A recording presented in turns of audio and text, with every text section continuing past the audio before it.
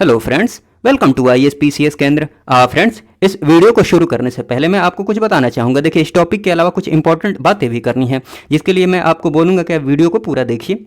हालांकि कुछ लोग गांव देहात की जो पतोह होती हैं उनके जैसे हैं। जैसे गांव देहात की पतोह होती है ना, मेहमान आने पर बस दरवाजे से ही झाँक कर देख लेती हैं कि कौन है।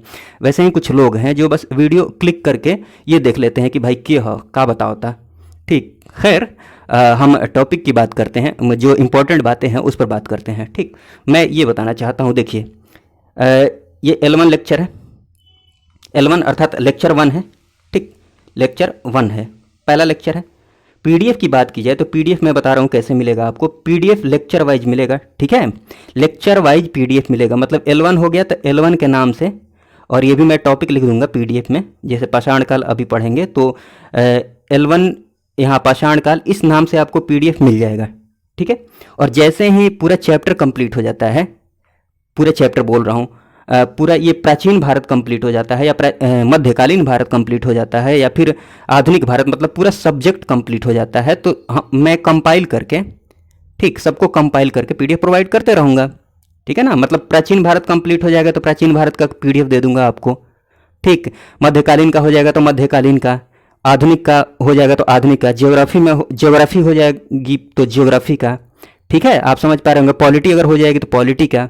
लेकिन जैसे जैसे लेक्चर चलेगा, मतलब लेक्चर 1 हो गया, ठीक, लेक्चर 2 हो गया, तो लेक्चर वाइज भी PDF प्रोवाइड करते रहूँगा, ताकि आप क्या कीजिए, आज लेक्चर हो गया, ठीक, लेक्चर होने के बाद आप PDF को देखते रहिए, एक दो बार देख लीजिए। जब अगले दिन टेस्ट आएगा ना, टेस्ट अगले दिन ले आऊँगा। मतलब आज मान लीजिए पाषाण काल हो गया, ठीक, तो इसका टेस्ट अगले दिन आएगा।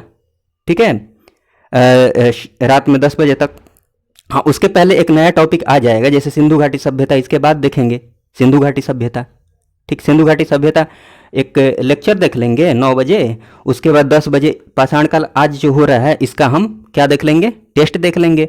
उसके बाद अगले दिन सिंधु घाटी सभ्यता का टेस्ट आ जाएगा, उसके पहले एक लेक्चर भी आ जाएगा। आप समझ पा रहे होंगे। तो ऐसे मैं PDF प्रोवाइड करते रहूँगा। PDF से क्या होगा कि आप थोड़ा सा एक नज़र देख लीजिएगा, उसके बाद टेस्ट जब लगाइएगा ना, मतलब मैं जब टेस्ट को डिस्कस करूँगा तो आपको समझने में आसानी होगी, और अच्छा, मतलब अच्छा रिवीजन होगा, मज़ा आएगा। ठीक, तो ये सारी बातें हैं। रही बात कि PDF कहाँ से मिलेगा, तो PDF के लिए मैं बता देता हूँ। काफ़ी मैंने कोशिश की, हर तरह से प्रयास किया कि PDF को आपको प्रोवाइड कर पाऊँ। मैंने ये भी प्रयास किया पासवर्ड वगैरह लगाकर, ताकि आप वीडियो को पूरा देखें, सीरियसली लें। ठीक, सीरियसली, लेकिन किसी ने, बहुत लोगों ने नहीं लिया, काफ़ी लोगों ने सीरियसली लिया है, लेकिन काफ़ी लोगों ने नहीं लिया। तो एक फाइनेंशियल सपोर्ट के लिए मैं एक टेलीग्राम चैनल वो सब्सक्रिप्शन वाला शुरू कर रहा हूँ। ठीक, चार्ज बहुत ज़्यादा नहीं है, बस फाइनेंशियल सपोर्ट के लिए है, थोड़ा सा चार्ज है। मंथली 21 मैंने रखा है। अगर किसी को इससे भी कम चाहिए, मतलब कोई चाहता है कि ना इससे भी कम हो, तो वो कमेंट बॉक्स में बोल सकते हैं, लेकिन 21 बहुत ज़्यादा नहीं है। ठीक, मंथली सब्सक्रिप्शन है। ठीक, 1 महीने का ये, उसमें मैं PDF प्रोवाइड करते रहूँगा। उसका लिंक आपको डिस्क्रिप्शन बॉक्स में मिल जाएगा। ठीक है, तो आप वहाँ से जाकर सब्सक्राइब कर सकते हैं, और PDF आपको मिलते रहेगा। जैसे ही एक पूरा सब्जेक्ट कंप्लीट हो जाएगा तो कंपाइल करके दे दूंगा, और आप छोटे छोटे जो PDF हैं उनको डिलीट कर दीजिएगा। समझ पा रहे होंगे आप मेरी बात को। ठीक है, हाँ, इस वीडियो में जो हम बात करने वाले हैं, पाषाण काल की बात करने वाले हैं। हालांकि बहुत इंपॉर्टेंट टॉपिक ये है नहीं, लेकिन जो भी इंपॉर्टेंट है, मतलब जो क्वेश्चंस पूछे जाते हैं, हम उन्हीं की बात करेंगे। ठीक है ना, ये बड़ा टॉपिक है। पाषाण काल में बहुत कुछ पढ़ना है, बहुत कुछ पढ़ना है। कभी कभी क्वेश्चंस पूछे जाते हैं, तो हम एक काम करेंगे कि हम उन्हीं चीज़ को पढ़ेंगे, उन्हीं बातों को देखेंगे जो एग्जाम के लिए इंपॉर्टेंट है, जो आते हैं, मतलब आएंगे तो यही आएंगे। ठीक है, तो चलिए बिना किसी देरी के इस वीडियो को शुरू करते हैं। देखिए, सबसे पहले पाषाण काल शुरू करने से पहले मैं आपको इतिहास में काल विभाजन के बारे में बता देता हूँ, काल का विभाजन कर देता हूँ। देखिए, पहले वाला जो PDF था ना, उसमें और इसमें थोड़ा सा डिफरेंस है, इसको थोड़ा सा अपडेट किया है मैंने। ठीक, सबसे पहले काल विभाजन देख लेते हैं इतिहास का। ठीक, मुख्यतः 3 भागों में विभाजित करके देखा जाता है इतिहास को। एक तो हो जाएगा प्राग ऐतिहासिक काल, जिसको इंग्लिश में बोलते हैं प्री हिस्टोरिक पीरियड। ठीक है, आद्य ऐतिहासिक काल अर्थात प्रोटो हिस्टोरिक पीरियड, और ऐतिहासिक काल हिस्टोरिक पीरियड। ठीक, 3 भागों में बांट कर देखते हैं। देखिए, प्राग ऐतिहासिक काल में क्या था। प्राग ऐतिहासिक काल किसको बोलते हैं, जिसमें लिखित साक्ष्य नहीं मिलते हैं, लिखित साक्ष्य नहीं मिलते हैं। ठीक, लिखित साक्ष्य नहीं मिलते हैं। ठीक है, यहाँ पर क्या मिलते हैं प्राग ऐतिहासिक काल से, केवल पुरातात्विक साक्ष्य प्राप्त होते हैं। पुरातात्विक, पुरा मतलब पुराने समय के, तात्विक मतलब जो भी तत्व है, सामान है, वस्तु है, ठीक, जो अवशेष प्राप्त होते हैं, केवल अवशेष प्राप्त होते हैं कोई वस्तु के, ठीक। प्राग ऐतिहासिक काल से लिखित साक्ष्य कोई भी प्राप्त नहीं होता है, लिखित साक्ष्य कोई भी प्राप्त नहीं होता है, केवल क्या प्राप्त होता है? पुरातात्विक साक्ष्य, ठीक। तो प्राग ऐतिहासिक काल के अंतर्गत क्या आ जाएंगे? जहां से कोई लिखित साक्ष्य प्राप्त नहीं होता हो, केवल क्या प्राप्त होता हो? पुरातात्विक साक्ष्य ही प्राप्त होता हो, ठीक। आदि ऐतिहासिक, हाँ, एग्जाम्पल के रूप में बोला जा सकता है पाषाणकालीन सभ्यता। पाषाणकालीन सभ्यता से कोई लिखित साक्ष्य प्राप्त नहीं होता है, केवल कैसा साक्ष्य प्राप्त होता है? पुरातात्विक साक्ष्य, ठीक। बहुत सारी वस्तुएं मिली हैं, आगे हम देख लेंगे एक एक करके, सारी चीज़ों को एक एक करके देखेंगे। पाषाणकालीन सभ्यता इसमें हम कवर कर ही लेंगे, सिंधु घाटी सभ्यता आगे देख लेंगे, वैदिक सभ्यता भी देख लेंगे आगे, ठीक है। उसके बाद सारी चीज़ें एक एक करके क्लियर कर लेंगे। आदि ऐतिहासिक काल की बात की जाए तो आदि ऐतिहासिक काल कौन से हैं भाई? आदि ऐतिहासिक काल जो है ना, जहां से लिखित साक्ष्य प्राप्त होते हैं, लिखित साक्ष्य प्राप्त होते हैं, लेकिन लिखित साक्ष्य प्राप्त हुए हैं, ठीक, प्राप्त हुए हैं, लेकिन वो क्या रहे हैं? अपठनीय रहे हैं, कोई पढ़ नहीं पाया है अभी तक। लिखित साक्ष्य प्राप्त हुए हैं लेकिन अपठनीय रहा है, ठीक है, समझ पा रहे होंगे आपको आप। प्राग ऐतिहासिक काल में लिखित साक्ष्य प्राप्त नहीं हुए हैं, पुरातात्विक साक्ष्य केवल प्राप्त हुए हैं। लिखित साक्ष्य की बात, आदि ऐतिहासिक काल की बात की जाए तो यहाँ से लिखित साक्ष्य प्राप्त हुए हैं लेकिन अपठनीय रहे हैं, पढ़े नहीं जा सके हैं, ठीक। पुरातात्विक साक्ष्य की बात की जाए तो ये प्राप्त हुए हैं। डिफरेंस समझिएगा, प्राग ऐतिहासिक मतलब लिखित साक्ष्य प्राप्त नहीं हुए हैं, केवल पुरातात्विक साक्ष्य प्राप्त हुए हैं, ठीक। आदि ऐतिहासिक काल का मतलब लिखित साक्ष्य प्राप्त तो हुए हैं लेकिन अपठनीय है। पुरातात्विक साक्ष्य तो हर काल में ही प्राप्त होंगे, इसमें कोई प्रॉब्लम वाली बात नहीं है, इसमें कोई प्रॉब्लम वाली बात नहीं है। आपको खाली यहाँ पर डिफरेंस, ये क्वेश्चन यहाँ से पूछा गया इसलिए मैं आपको समझा रहा हूँ, ठीक। जैसे पूछा जाएगा कि सिंधु घाटी सभ्यता किससे संबंधित है, तो आदि ऐतिहासिक काल से संबंधित है, ये क्वेश्चन पूछा गया है, इसलिए मैं आपको समझा रहा हूँ। हाँ, ऐतिहासिक काल की बात की जाए तो यहाँ से लिखित साक्ष्य, जहाँ से लिखित साक्ष्य भी प्राप्त हुए हैं और पुरातात्विक साक्ष्य भी प्राप्त हुए हैं, वो ऐतिहासिक काल के अंतर्गत आते हैं। जैसे लगभग 6ठी शताब्दी ईसा पूर्व से ये काल आरंभ हो जाता है। कौन सा काल? ऐतिहासिक काल आरंभ हो जाता है, क्योंकि यहाँ से लिखित साक्ष्य भी प्राप्त हुए हैं जो पठनीय हैं, लिखित साक्ष्य प्राप्त हुए हैं जो पठनीय है, पढ़े जा सके हैं, पढ़ने लायक है, मतलब अभी उसको पढ़ा जा सका है, ठीक है। ऐतिहासिक काल की यहाँ भी लिखित साक्ष्य प्राप्त हुआ है बट वो अपठनीय है, उसको अभी पढ़ा नहीं जा सका है, ठीक। समझ पा रहे होंगे आप, ठीक है ना। तो आप ध्यान में रखिएगा, एग्जाम्पल जरूर ध्यान में रखिएगा। प्राग ऐतिहासिक काल के अंतर्गत पाषाणकालीन सभ्यता आती है, ठीक। आदि ऐतिहासिक काल के अंतर्गत सिंधु घाटी सभ्यता और वैदिक सभ्यता, और ऐतिहासिक काल के अंतर्गत जो 6ठी शताब्दी से आगे के जो काल है ना, वो ऐतिहासिक काल के अंतर्गत आ जाएंगे, लगभग 6ठी शताब्दी ईसा पूर्व से आगे, ठीक ना, यहीं से प्रारंभ होता है, ठीक। ये समझ पाए होंगे। प्राग ऐतिहासिक काल जहाँ से लिखित साक्ष्य प्राप्त नहीं हुए हैं, केवल पुरातात्विक साक्ष्य प्राप्त हुए हैं, ठीक। और उसके बाद आदि ऐतिहासिक की बात की जाए तो यहाँ से लिखित साक्ष्य प्राप्त हुए हैं लेकिन अपठनीय रहे हैं, ठीक। पुरातात्विक साक्ष्य तो प्राप्त हुए ही हैं। हाँ, ऐतिहासिक काल की बात की जाए तो यहाँ से लिखित साक्ष्य प्राप्त हुए हैं जो पठनीय भी हैं, ठीक ना, पठनीय हैं, और पुरातात्विक साक्ष्य भी प्राप्त हुए हैं। ये सारी बातें थीं। आगे एक एक करके सारी बातों को हम डिस्कस करते हैं। देखिए पाषाण काल, हाँ, इस नोट पर बाद में आएंगे, लास्ट में टेंशन नहीं लीजिए, मैं बताऊंगा। पाषाण काल की बात कर ली जाए तो इसको मुख्यतः हम, पढ़ने को बहुत सारी चीज़ें हैं बट मैंने उन्हीं चीज़ों को लिखा है जो बार बार एग्जाम में पूछे जाते हैं और पूछे जाएंगे, ठीक, यही से पूछे जाएंगे। सारी इंपॉर्टेंट बातों को, जितनी भी महत्वपूर्ण बातें हो सकती हैं उन सबको मैंने कवर कर लिया है, काफ़ी कम जगह में, काफ़ी कम स्पेस में, आपको सब कुछ क्लियर हो जाएगा। पाषाण काल की बात की जाए, ठीक, अर्थात स्टोन एज, पाषाण काल अर्थात स्टोन एज, ठीक। इसको मुख्यतः 4 भागों में विभक्त करके देखते हैं। एक तो हो गया पूरा पाषाण काल अर्थात पैलियोलिथिक पीरियड, ठीक, पूरा पाषाण काल, ठीक, पैलियोलिथिक पीरियड, मध्य पाषाण, मेसोलिथिक, नवपाषाण काल, नियोलिथिक और ताम्र पाषाण काल, ये है चालकोलिथिक, ठीक। आप इंग्लिश में भी नाम ध्यान रखिएगा, एग्जाम में पूछा गया है ताम्र पाषाण काल किसको बोलते हैं, तो चालकोलिथिक ऑप्शन में दिया हुआ है, बीपीएससी में क्वेश्चन पूछा है, तो इसलिए आप इंग्लिश में भी नाम ध्यान में रख सकते हैं। अब बस आप ध्यान से देखिए, कोई भी बकवास बातें नहीं होंगी, जो भी बातें होंगी बस शानदार बातें होंगी, जो काम की बातें हैं।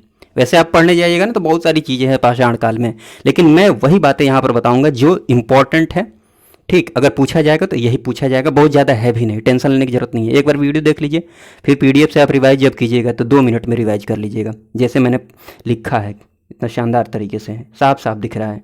ठीक, तो बस आप एक बार ध्यान से देख लीजिए। हाँ, पाषाण काल की बात में, हाँ पूरा पाषाण को देख लेते हैं।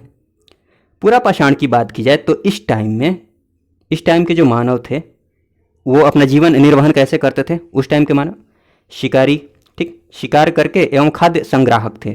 खाद्य संग्राहक के रूप में, संग्राहक अर्थात जमा करते थे खाना को, फ्यूचर के लिए जमा करना, इकट्ठा करना। ठीक, शिकार करते थे और खाद्य जो खाने वाली चीज़ें होती थी उनका संग्रहण भी करते थे, इकट्ठा करते थे, जमा करते थे आगे के लिए। ठीक, हाँ ये बात ध्यान में रखिएगा कि पूरा पाषाण काल में, ठीक, पूरा अर्थात पूर्व पाषाण, पाषाण अर्थात पत्थर, स्टोन, ठीक है। पूरा पाषाण काल में शिकारी एवं खाद्य संग्राहक के रूप में जीवन निर्वहन कर रहे थे वो। पशुपालन, कृषि और अग्नि की खोज नहीं हुई थी, ध्यान रखिएगा। पशुपालन भी नहीं किया जा रहा था इस समय, कृषि का नहीं पता था इन्हें, अग्नि की खोज नहीं हुई थी, ठीक है, पूरा पाषाण में, देखिएगा ध्यान से। उसके बाद मध्य पाषाण की बात की जाए, ठीक है, जो इंपॉर्टेंट है ना उसको मैंने हाईलाइट भी किया है। मध्य पाषाण की बात की जाए, मध्य पाषाण में इस टाइम में भी शिकार करते थे, शिकार चल ही रहा था, और खाद्य संग्राहक के रूप में यहाँ के इस टाइम के मानव अपना जीवन निर्वहन कर रहे थे। ठीक, शिकार करके एवं खाद्य संग्राहक के रूप में खाद्य को इकट्ठा करना, जमा करना, ठीक है, फ्यूचर के लिए। उसके बाद बात की जाए तो इस टाइम में शुरू होता है क्या? पशुपालन, ध्यान में रखिएगा, मध्य पाषाण में ये क्वेश्चन पूछा गया है, इंपॉर्टेंट है, ठीक है। पशुपालन कब शुरू होता है? मध्य पाषाण में, ठीक।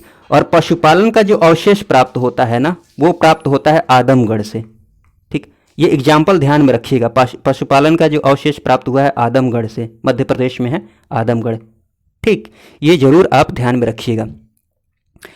उसके बाद बात की जाए, उसके बाद बात करते हैं कि नवपाषाण की, ठीक। नवपाषाण काल की बात की जाए, इंपॉर्टेंट है, नियोलिथिक पीरियड। नवपाषाण में खाद्यान्न का उत्पादन शुरू हो गया, ठीक, खाद्यान्न का उत्पादन शुरू हो गया, अर्थात कृषि शुरू हो गई। एक एक करके देखेंगे, ध्यान से देखिएगा। आग की भी खोज हो गई यहाँ पर, नवपाषाण काल में आग की भी खोज हो गई, ठीक, ध्यान में रखिएगा, आग की भी खोज हो गई, ठीक है। उसके बाद देखिए, ध्यान रखिएगा यहाँ पर लहुरादेव, मेहरगढ़, लहुरादेव, मेहरगढ़, और यहाँ पर हम बात करेंगे बाद में कोल्डिहुआ की, कंफ्यूज नहीं होइएगा, बहुत इंपॉर्टेंट बातें यहाँ पर करनी है, ध्यान से देखिएगा। लहुरादेव की बात की जाए तो चावल का प्राचीनतम जो साक्ष्य प्राप्त होता है वो कहाँ से होता है? लहुरादेव से, ठीक है। लहुरादेव उत्तर प्रदेश में है। प्राचीनतम साक्ष्य जो प्राप्त होता है लहुरादेव से प्राप्त होता है, ठीक है। और मेहरगढ़ से क्या प्राप्त होता है? मतलब गेहूं का जो प्राचीनतम साक्ष्य प्राप्त होता है वो कहां से प्राप्त होता है? मेहरगढ़ से, ये पाकिस्तान में है, ठीक, मेहरगढ़, ध्यान से देखिएगा। चावल का प्राचीनतम साक्ष्य लहुरादेव से, जबकि मेहरगढ़ का प्राचीनतम साक्ष्य कहां से प्राप्त होता है? मेहरगढ़ बोल रहा हूं। गेहूं का प्राचीनतम साक्ष्य कहां से प्राप्त होता है? मेहरगढ़ से, जो कि पाकिस्तान में है, समझिएगा इस बात को। बहुत इंपॉर्टेंट बातें करनी है, देखिएगा। लहुरादेव की बात करते हैं और इसकी कुछ डिफरेंस इसमें बताना है, मतलब ध्यान दीजिएगा, कंफ्यूज नहीं होइएगा, कुछ बताना है यहाँ पर, देखिएगा। अब मान लीजिए आपको ना पूछता है चावल, ना पूछता है गेहूं, आपसे क्या पूछे कि कृषि का प्राचीनतम साक्ष्य बताइए, ठीक है। कृषि का प्राचीनतम साक्ष्य कहाँ से प्राप्त होता है? तो मैं आपको बता रहा हूँ, आप ध्यान रखिएगा। चावल का जो प्राचीनतम साक्ष्य प्राप्त होता है, मतलब गेहूं और चावल में बात की जाए तो सबसे प्राचीनतम साक्ष्य जो प्राप्त होता है वो चावल का ही होता है। सबसे पहले चावल प्राप्त हुआ है, इसका साक्ष्य मिला है चावल का, उसके बाद गेहूं का मिला है, ठीक। तो संयुक्त रूप से अगर आपसे पूछा जाए कि कृषि का प्राचीनतम साक्ष्य, ठीक ना, कहाँ से प्राप्त होता है, तो संयुक्त रूप से अगर आपसे पूछा है, इसका मतलब आप कहाँ जाइएगा? जो पहले प्राप्त हुआ है चावल, चावल का साक्ष्य ना पहले मिला है, तो आप क्या मारिएगा? टिक, लहुरादेव मारिएगा, ठीक है। हाँ, पर्टिकुलरली आपसे अगर पूछे कि चावल का कहाँ से प्राप्त हुआ है तो लहुरादेव, और गेहूं का पूछे अलग से तो मेहरगढ़, बट संयुक्त रूप से पूछे कि कृषि का कहाँ, तो जो पहले प्राप्त हुआ है अर्थात चावल पहले प्राप्त हुआ है तो क्या मारेंगे आप? लहुरादेव। समझ पा रहे होंगे। हाँ, किसी को कन्फ्यूजन अगर हो रहा होगा कोल्डिहुआ से, तो मैं इस कन्फ्यूजन को भी दूर करूँगा, पेशेंस रखिए, मैं बता रहा हूँ क्या इसमें मतलब झोल झाल है। देखिए, जो नवीनतम साक्ष्य की बात की जाए, नवीनतम साक्ष्य की बात की जाए, ठीक, नवीनतम खोज के आधार पर जो नवीनतम खोज हुई है उसके आधार पर, पहले तो कोल्डिहिवा ठीक था, लेकिन नवीनतम खोज की बात की जाए तो उसके आधार पर लहुरा देव जो है ना, ये चावल का प्राचीनतम साक्ष्य है। थोड़ा सा मैं डेट बताता हूँ, इससे आपको आइडिया लगेगा। चावल का जो प्राचीनतम साक्ष्य प्राप्त हुआ है, इसके डेट की बात कीजिए तो 9000 ईसा पूर्व से लेकर लगभग 7000 ईसा पूर्व का टाइम पीरियड है। ठीक, चावल का कहाँ से? लहुरा देव से। समझ पा रहे होंगे आप। लेकिन हाँ, गेहूं का भी मैं बता देता हूं, जो मेहरगढ़ से मिला है वो 7000 ईसा पूर्व। ये ईसा पूर्व की बात चल रही है, ईसा पूर्व की बात चल रही है। ठीक, और जो कोल्डिहिवा से मिला है वो 6500 ईसा पूर्व। ठीक, चावल का जो साक्ष्य प्राप्त हुआ है कोल्डिहिवा से, कोल्डिहिवा भी उत्तर प्रदेश में है। ठीक, तो ये 6500 ईसा पूर्व में मिला है। समझ पा रहे होंगे आप। अब बताइए इसमें सबसे पुराना कौन सा है? यही ना है 9000 ईसा पूर्व। मतलब ईसा पूर्व से जिनको दिक्कत हो रही होगी ईसवी और ईसा पूर्व में, उनको बता देता हूँ। ईसा पूर्व का मतलब, ईसा पूर्व मतलब एक ईसा पूर्व जब डेट ये गिनती शुरू हुई ना, ईसा पूर्व से पहले कितना साल पहले? 9000 वर्ष पहले। ठीक, 9000 वर्ष पहले की बात की जा रही है। पहले ईसा के जन्म से 9000 वर्ष पहले की बात की जा रही है, और ये 7000 वर्ष पहले। तो बताइए 9000 वर्ष पहले ये वाला ना ज़्यादा पुराना हुआ? 9000 ईसा पूर्व ये ज़्यादा पुराना हुआ। उसके बाद 7000 ईसा पूर्व की बात की जाए, ठीक, तो मतलब ईसा के जन्म से 7000 वर्ष पहले, तो ये उसके बाद वाला डेट हो गया ना 9000। तो ये तो बहुत पुराना हुआ, 9000 वर्ष पहले की बात की जा रही है। ये 7000 वर्ष पहले की बात की जा रही है ईसा के पूर्व जन्म से, और ये 6500 ईसा पूर्व मेहरगढ़ की बात की जा रही है। मेहरगढ़ 6500। ठीक, कोल्डिहिवा 6500। एक मिनट, मैं एक बार फिर से लिख देता हूँ, कन्फ्यूज नहीं होइएगा, मैं क्लियर कर दूंगा सब। 6500, मेहरगढ़ 7000। ठीक, और लहुरा देव 9000 से लेकर, ये डेट नहीं याद करनी है आपको, इसलिए मैंने लिखा भी नहीं है, 7000 के मध्य। तो बताइए सबसे पुराना ये हुआ ना 9000 से 7000 ईसा पूर्व के मध्य में लहुरा देव से चावल का साक्ष्य प्राप्त हुआ है। 7000 ईसा पूर्व मेहरगढ़ से गेहूं का साक्ष्य प्राप्त हुआ है। ठीक, कोल्डिहिवा से 6500 ईसा पूर्व, मतलब ये थोड़ा नया हुआ ना इन दोनों से। ठीक, समझ पा रहे होंगे आप। तो अब आपको कंफ्यूजन नहीं होगा। हाँ, ऑप्शन में अगर कुछ ना दे, मान लीजिए पूछते कि कृषि का प्राचीनतम साक्ष्य कहाँ से प्राप्त हुआ है, ऑप्शन में लहुरा देव भी ना दे, मेहरगढ़ भी ना दे, खाली कोल्डिहिवा दिया हुआ है, तो कोल्डिहिवा मारिए टिक। ठीक है, अगर मान लीजिए कृषि का प्राचीनतम साक्ष्य पूछ दे, कोल्डिहिवा नहीं दिया है, लहुरा देव दिया है, मेहरगढ़ दिया है, तो लहुरा देव मारिए। ठीक, मतलब जो प्रायोरिटी किसको रखिएगा कृषि में? लहुरा देव को सबसे ऊपर, उसके बाद मेहरगढ़ को, उसके बाद कोल्डिहिवा को। लेकिन खाली चावल का पूछे कि चावल का प्राचीनतम साक्ष्य कहाँ से प्राप्त हुआ है, तो आप क्या बताइएगा? लहुरा देव। अब मान लीजिए दोनों दे दे, लहुरा देव और कोल्डिहिवा, तो लहुरा देव मारिएगा। मान लीजिए लहुरा देव नहीं देता है, केवल कोल्डिहिवा दिया है, तो कोल्डिहिवा मार दीजिएगा टिक, कोल्डिहिवा सही होगा। समझ में आ रहा होगा आपको मैं क्या बोल रहा हूँ। हाँ, गेहूं का पर्टिकुलरली पूछे तो मेहरगढ़, कन्फ्यूजन नहीं होना चाहिए आपको। ठीक है, कृषि का प्राचीनतम साक्ष्य तो यहाँ मैंने लिख ही दिया है लहुरा देव, कोई दिक्कत की बात है ही नहीं। ठीक, समझ पा रहे होंगे आप। ठीक है, कोई दिक्कत होगी तो आप कमेंट बॉक्स में ज़रूर बताइएगा। ये भी ध्यान में रख सकते हैं, बुर्ज होम से मानव और उसके साथ कुत्ते का कंकाल समाधि में। ठीक, मानव और कुत्ते का कंकाल, ठीक है, इसके अवशेष प्राप्त हुए हैं। कहाँ से? बुर्ज होम से, ये जम्मू कश्मीर के पास है। ठीक, मानव और कुत्ते का कंकाल। ठीक, गर्त आवास, गर्त अर्थात ज़मीन के अंदर गड्ढों में घर बनाना। ठीक, ज़मीन के अंदर, ज़मीन को खोद कर घर बनाना। गर्त आवास के साक्ष्य भी बुर्ज होम से, तो इसको भी ध्यान में आप रख सकते हैं। ये भी ध्यान में रख सकते हैं, हाईलाइट नहीं किया, बस आप एक नज़र देख सकते हैं। संगनकल्लू कर्नाटक में ये जगह है, यहाँ से राख का टीला, इसका अवशेष प्राप्त हुआ है। ठीक, ये सारी बातें हैं। ताम्रपाषाण काल के को देख लेते हैं, चालकोलिथिक पीरियड। चालकोलिथिक पीरियड की बात की जाए, अर्थात ताम्रपाषाण, ताम्र अर्थात तांबा, पाषाण अर्थात पत्थर, तांबा प्लस पत्थर वाला काल। ठीक, तांबा और पत्थर। लेकिन एक बात यहाँ पर इंपॉर्टेंट जो बात ध्यान में रखने वाली है, ये ध्यान में रखिएगा कि लोहे की जानकारी अभी नहीं हुई है इनको। ठीक है, लोहे की जानकारी इनको नहीं थी, मैं बताऊंगा कब जानकारी होगी लोहे की। सिंधु घाटी सभ्यता में भी नहीं होगी, आगे जाकर हो जाएगी, मैं सब आगे करके बातें करूंगा। तांबा की बात की जाए तो तांबा ही है ना जिसको मानव द्वारा सबसे पहले धातु के रूप में प्रयोग किया गया था। ठीक है, मानव द्वारा प्रयुक्त प्रथम धातु कौन सा है? तांबा। ये इम्पोर्टेंट कुछ जगह है, ताम्रपाषाण स्थल जो है इम्पोर्टेंट स्थल है, इम्पोर्टेंट जो प्लेस है ये बिहार में है, इम्पोर्टेंट है, तो ध्यान रख सकते हैं। चिरांद और चेचर से ताम्रपाषाण युगीन अवशेष प्राप्त हुए हैं। कहाँ से? चिरांद चेचर से, चिरांद और चेचर से। ठीक, ताम्रपाषाण काल के अवशेष प्राप्त हुए हैं। कहाँ से? चिरांद से और चेचर से। कहाँ है? बिहार में। ये इंपॉर्टेंट है, थोड़ा ध्यान में रखिएगा। और मानव द्वारा जो प्रयुक्त प्रथम धातु जो है ना, पहली धातु, वो कौन सी है? तांबा ही है। ये बात जरूर ध्यान रखिएगा आप। उसके बाद नोट में एक दो बातें यहाँ पर देख लेते हैं। जैसे कि इसकी बात की जाए तो भारत में मानव का सर्वप्रथम साक्ष्य जो प्राप्त होता है वो कहाँ से प्राप्त होता है? नर्मदा घाटी से, मध्य प्रदेश में है। ठीक, नर्मदा घाटी से मानव का सर्वप्रथम साक्ष्य प्राप्त होता है। कृषि की नहीं बात कर रहे हैं यहाँ पे, मानव की बात कर रहे हैं, नर्मदा घाटी से। भारतीय पुरातत्व का जनक जो माना जाता है, इंडियन आर्कियोलॉजी की बात की जाए, इंडियन आर्कियोलॉजी का जो जनक माना जाता है वो किसको माना जाता है? अलेक्जेंडर कनिंघम को, भारतीय पुरातत्व का जनक। ठीक है, अलेक्जेंडर कनिंघम। कुछ और इम्पॉर्टेंट बातें हैं, ध्यान रखिएगा। प्राचीनतम स्थायी जीवन का प्रमाण कहाँ से मिलता है? मेहरगढ़ से। ट्रिक्स बताता हूँ मैं यहाँ पर, ट्रिक से आपको इसको बताता हूँ कैसे, ध्यान में रखिएगा ताकि कन्फ्यूजन ना हो। एक बात बताइए, गेहूं का जो प्राचीनतम साक्ष्य प्राप्त होता है वो कहाँ से प्राप्त होता है? मेहरगढ़ से। क्लियर है? मेहरगढ़ से प्राप्त होता है। एक और बात बताइए कि प्राचीनतम स्थायी जीवन का प्रमाण कहाँ से मिलता है? मेहरगढ़ से। ठीक, इसमें कोई दिक्कत है नहीं।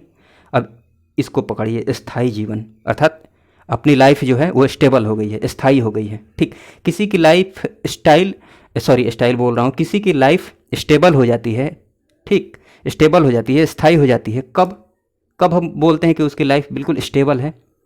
जब हम समझेंगे कि हाँ, उसको 2 रोटी मिल जा रही है, खाने को 2 रोटी मिल जा रही है। ऐसे बोलते हैं ना कहावत के रूप में कि 2 रोटी मिल जाए खाने को, बस लाइफ सेट है। ठीक, तो हम स्थायी की बात कब करते हैं? जब 2 रोटी हमें खाने को मिल जाए सुबह शाम। ठीक, रोटी की ही तो बात करते हैं, 2 रोटी मिल जाए। ठीक, जब रोटी की आप बात कीजिएगा तो आपके दिमाग में क्या आएगा? गेहूँ, मतलब आटा। तो जनरली रोटी हम आटे की मतलब गेहूं के आटे की रोटी खाते हैं ना, जनरली, सामान्यतः।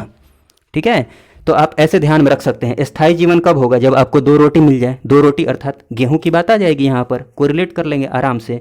ठीक, तो अगर आपको पता है कि मेहरगढ़ से प्राचीनतम साक्ष्य प्राप्त हुआ है गेहूं का, इसका मतलब स्थायी जीवन का भी प्राचीनतम साक्ष्य, स्थायी जीवन का भी प्रमाण कहाँ से मिला है? मेहरगढ़ से ही मिला है। ऐसे आप कोरिलेट करके याद रख सकते हैं। ठीक है, उसके बाद बात की जाए, एक ही कब्र में 3 मानव कंकाल कहाँ से? दमदमा से। ठीक, दमदमा ये भी उत्तर प्रदेश में है। चावल का दूसरा जो प्राचीनतम साक्ष्य प्राप्त हुआ है ये कोल्डिहवा से, मैं बता भी चुका हूँ। चावल की भूसी का साक्ष्य यहाँ से मिला है, कोल्डिहवा से, ये भी उत्तर प्रदेश में है। और अनुमानित डेट क्या है, कब यहाँ पर खेती की गई होगी चावल की? 6500 ईसा पूर्व। ठीक, खेती की गई हुई, ऐसे नहीं ना आप समझ रहे हैं कि इस समय खोज की गई थी, नहीं, खोज तो अभी की गई है। अनुमानित डेट है कि हाँ इस टाइम में खेती की गई होगी यहाँ पर कोल्डिहवा में। ठीक है, 6500 ईसा पूर्व। लहुरा देव का क्या बताया? 9000 से लेकर 7000 ईसा पूर्व के मध्य अनुमानित डेट है, यहाँ पर खेती की गई है लहुरा देव में। और मेहरगढ़ में 7000 ईसा पूर्व। ठीक है, गेहूँ। ठीक, समझ पा रहे होंगे। अर्थात चावल की बात की जाएगी तो लहुरा देव प्रथम पर, दूसरे पर है कोल्डिहवा। गेहूं की बात की जाए, केवल पर्टिकुलरली मैं बात कर रहा हूँ, गेहूं की बात की जाएगी तो मेहरगढ़ ध्यान में रखिएगा। कृषि की बात की जाएगी तो लहुरा देव ध्यान में रखिएगा। ठीक है, आप समझ पा रहे होंगे, मैंने ये बातें सारी समझा दी हैं आपको पहले भी, इसलिए मैं ज़्यादा नहीं टाइम खराब करूँगा। ठीक है, हाँ, एक और बात आप ध्यान में रखिएगा, मानव द्वारा सर्वप्रथम जो भी हमने बात की है ना, अभी तक जो भी हमने बात की है वो सब भारतीय उपमहाद्वीप के संदर्भ में बात की है, जिसमें पाकिस्तान भी आ जाएगा। ठीक, पाकिस्तान वाला हिस्सा भी आ जाएगा। भारतीय उपमहाद्वीप भले मैंने बोला नहीं है कहीं पर, लेकिन वो उसके संदर्भ में बात की गई है। ठीक है, क्वेश्चन में आपको लिखकर पूछ लेगा, नहीं भी लिखेगा तो आप वही समझिएगा, हालांकि पूछ लेता है लिख कर। भारतीय उपमहाद्वीप में चावल का प्राचीनतम साक्ष्य कहाँ से प्राप्त हुआ है? तो लहुरा देव हो जाएगा, चाहे कृषि का प्राचीनतम साक्ष्य लहुरा देव। ठीक, गेहूँ का मेहरगढ़। मानव द्वारा सर्वप्रथम प्रयुक्त अनाज। ठीक है, मानव द्वारा सर्वप्रथम प्रयुक्त अनाज वैश्विक स्तर पर मैं बात कर रहा हूँ। ठीक है, वैश्विक स्तर पर सबसे पहले किस अनाज का प्रयोग किया गया था? जौ का। ठीक, जौ का प्रयोग किया गया था। ये वाला जो वैश्विक स्तर पर ये बात की जा रही है तो जौ का प्रयोग सबसे पहले किया गया था। जो ये भूमध्य सागर एवं ईरान के मध्य जो स्थित पश्चिमी देश है ना, उधर की तरफ। ठीक, तो वो बाद में भी हम देख लेंगे, मैप में वो चीज़ें बाद में देखेंगे, बट इतना ध्यान में रखिएगा कि मानव द्वारा सर्वप्रथम प्रयुक्त अनाज वैश्विक स्तर पर कहाँ इसका साक्ष्य प्राप्त हुआ है, कहाँ से सॉरी, कौन सा अनाज रहा है? मानव द्वारा सबसे पहले प्रयुक्त अनाज कौन सा रहा है? जौ। ठीक है, जौ। तो ये थोड़ा सा ध्यान रखिएगा, मैप में हम वो चीज़ें देख लेंगे, भूमध्य सागर किधर है, जब भूगोल पढ़ेंगे तो वो बाद में देखते हैं। हाँ, तो ये सारी बातें हैं। वीडियो का कोई चार्ज वार्ज नहीं लगेगा, कभी भी नहीं लगेगा। पीडीएफ के लिए मैंने इसलिए किया क्योंकि पीडीएफ के लिए बहुत लोग परेशान हो रहे थे, पासवर्ड वीडियो में बताने के बाद भी पासवर्ड कहाँ है, क्या है, क्या है, बार बार बोलना पड़ता था कि इसी वीडियो में है, इसी वीडियो में है, इसी वीडियो में है। बट क्या करें, क्या करें, क्या करें, खैर कोई नहीं। इस वीडियो को देखने के लिए आपका बहुत बहुत धन्यवाद। अगर कोई आपको इसमें दिक्कत हुई हो तो आप कमेंट बॉक्स में ज़रूर बताइएगा। मैं अगले वीडियो में जो भी इसमें कुछ बातें अगर छूट जाती हैं, हालांकि मैंने सारी चीज़ें डिस्कस कर ली हैं, अगर फिर भी कोई दिक्कत हो आपको तो कमेंट बॉक्स में आप ज़रूर बताइएगा। ठीक है, वीडियो देखने के लिए आपका बहुत बहुत धन्यवाद। जय हिंद, जय भारत।